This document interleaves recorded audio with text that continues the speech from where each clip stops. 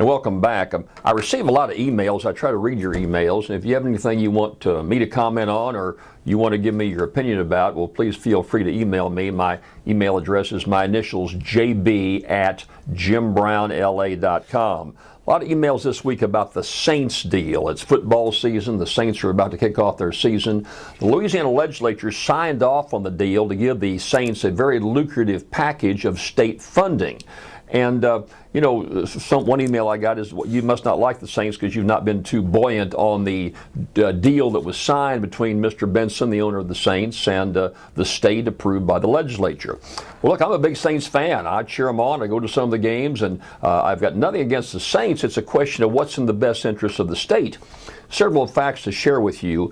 There is not one other NFL football team that gets 1 penny of state funds. None. Only Louisiana, the state pays for an NFL team. You say, well, it's a smaller market, they have to. Well, Buffalo, for example, is a much smaller market than New Orleans. Jacksonville's a smaller market than New Orleans. They don't get any money from the Saints, rather from the state. In fact, I saw that Jacksonville's season tickets are way down this year. They only sell about 55,000 season tickets. They've only sold this year 22,000. So the numbers are way off. They're not asking for any help from the state. The Saints, by the way, have completely sold out its allocation of season's tickets they want to offer to their fans. So they're doing very well financially, and yet they're getting a real bundle from the state. Now, I see that those who are pushing the projects as well as only $6 million from the state. Well, look, let's just be realistic. That's not what it is.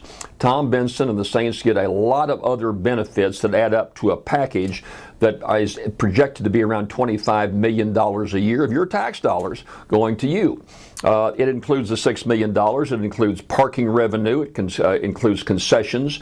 The state is going to buy Benson's going to buy an office building, and the state is going to pay some really exorbitant rents towards that building, something like $22 to $25 a square foot, where you could get comparable office space in New Orleans for $13 a square foot or less.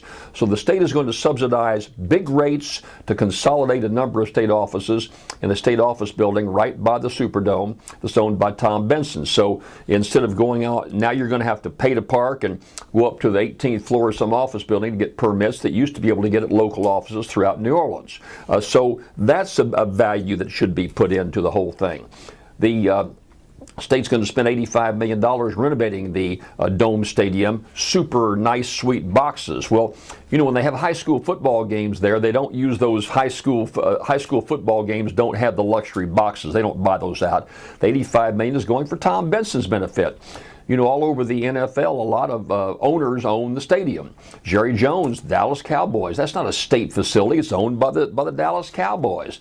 The Joe Robbie Stadium down in Miami, owned by professional football teams. So I can go around the league with you and tell you the deals that they have. It's nothing like what the Saints has. Now look, let's just call it like it is. If that's what you want to do, then that's fine. But don't say it's some big income producer. I hear, there's 4,000 jobs that are going to come in because of the Saints. Well, there are 4,000 on a Sunday. They're selling beer, selling pretzels, and parking. Is that, that's not really high-paying jobs that you can ballyhoo as being new created jobs. Just doesn't work that way. And so let's just be honest about it. The Saints are a wonderful attraction. I cheer for them. I watch the Saints. But it's an ego thing for us. It's for our enjoyment. It's a benefit, just like a museum or something like that. It's not an economic incentive. Studies after studies have shown that you don't make money off a professional team. You've got all this tax revenue, Brown. What are you talking about? There's hundreds of thousands of dollars, millions that come in tax revenue. Well, it's disposable income. The father who's taking his kid to the Saints game paying all that money, if he wasn't spending it for the Saints game, he'd be buying a bass boat. He'd be doing other recreational pursuits, and the same sales taxes and the same money would come to the state of Louisiana. So I just want to be sure we're straight up about this. Great to have the Saints, but we're paying for it. It's a luxury. We think we can afford to do it. So much power for us. But let's don't read into it much more than it is. Number one, I want to make that point right off. Second point I want to talk about on one of the emails I got was on the whole idea of the rail link. Governor Jindal said he's not going to support railroad traffic between New Orleans and Baton Rouge. And the head of the Department of Transportation says, well, it just doesn't make any money. We can't make money off the rail link. Well, where can you make money off public transportation? You think you raise money off the highways? I'm looking out here at I-10 right now. That doesn't generate any money. Railroads don't. Airports don't. We have airports in Baton Rouge, New Orleans, and all over the state. They don't generate any money. We have to spend money for the privilege of having the airplane land, for the privilege of you and I driving on those highways. It costs hundreds of millions of dollars to take care of these facilities. The rail link will make some money. Sure, it will be subsidized. It will cost us. But the other thing is, a rail link where people are going from Baton Rouge to New Orleans will put more people on the trains who won't be using the highways.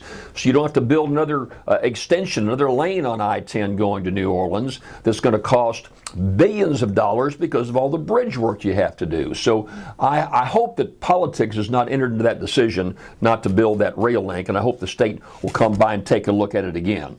So if you got any more emails you want to talk to me about, jb@jimbrownlee.com. We'll talk some more. Back to you right after this message.